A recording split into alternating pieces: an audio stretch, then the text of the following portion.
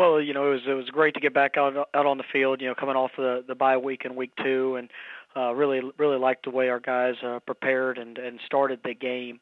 We came out, we were able to start fast. I thought there was a great deal of energy, a wonderful atmosphere, and I thought we definitely made improvements. I mean, by no means did we play a perfect game, or there's still plenty of things we got to continue to grow with. But I thought we improved from game 1 to game 2. I thought the defense was dominant in their performance. We gave up basically one explosive play that cost us, but able to create 6 takeaways, and we had 100% ball security on offense. So it gave us a tremendous opportunity to be successful. So we have to continue to grow. Have to come back, and we got another quality opponent coming into the Liberty Bowl, and we got to clean up a lot of the mistakes that we had this last week, and go out there and continue to get better. Take questions for Coach Norvell, please. Star 1 on your telephone keypad to join the queue. The operator will introduce you. We'll go first to Dan Tortora with WakeUpCallDT.com. Good afternoon, Coach. How are you doing today? I'm doing well. About yourself? Doing well. Thanks for asking. We had talked about it going into it that you said an early bye week could help because this is your first year with the team, and obviously it did help in seeing the score at the end of the game. Just what you can take away from that bye week, what were maybe some of the big things that you did or felt like assisted this team to come out so strong?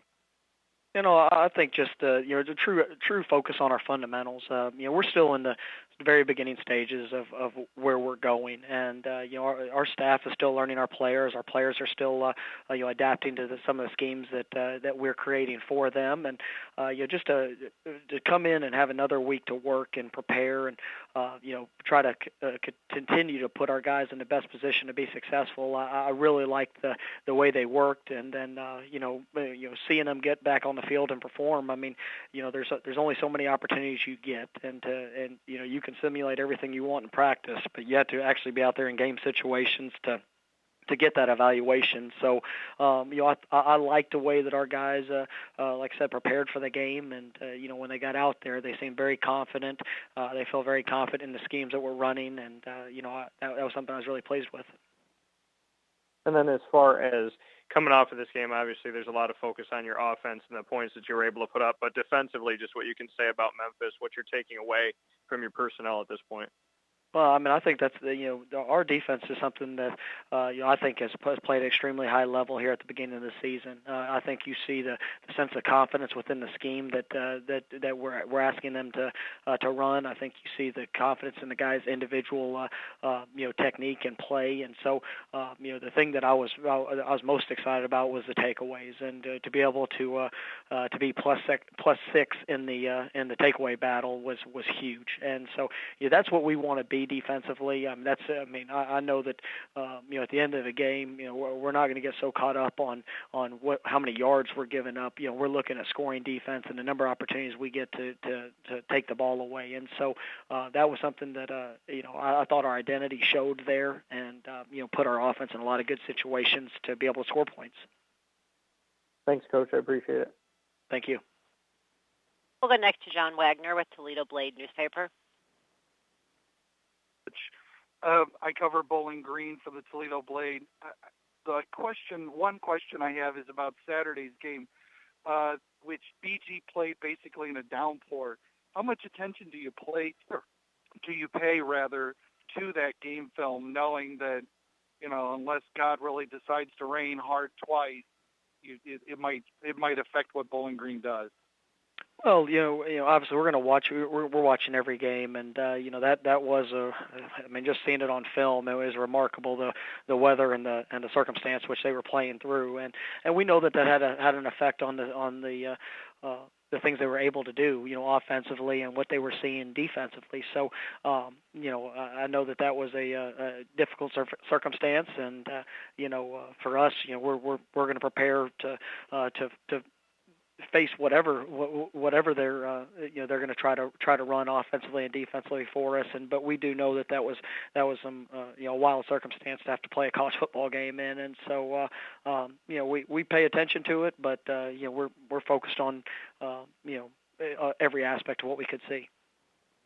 And if you would talk a little bit about the tempo, to what degree is it an advantage that you folks play and want to play at a high tempo when you're facing a team like Bowling Green that also wants to play at a high tempo?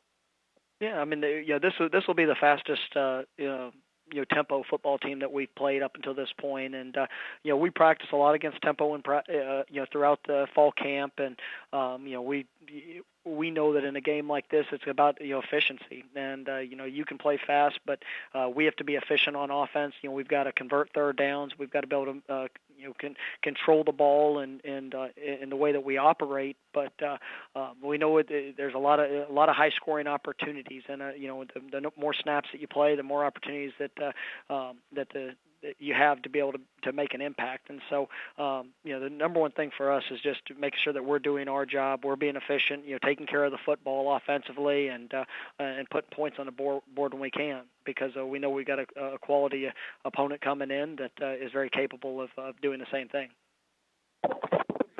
Thank you, Coach. Thank you. We'll go next to Brian Moss with TigerSportsReport.com. Hey, Coach, if you could talk about some of the younger players that are producing for you. I think that early in the season we've had I've been really pleased with overall our group, but I mean there have been some tremendous standouts. I mean I think Arthur Millette has done a remarkable job at corner. He's I think he's one of the top guys in the conference. In passes defended. Done a great job with him playing within the scheme and just overall performance. Jannard Avery is a guy that had a great game. It didn't quite show up in the stat line, but I thought he was very impactful this past week at the line of scrimmage, and his overall play while playing at backer. And so those guys defensively have done a really nice job for us. Jonathan Cook has also showed up, making a lot of tackles, and you had opportunity to get had a big fumble recovery here this last week.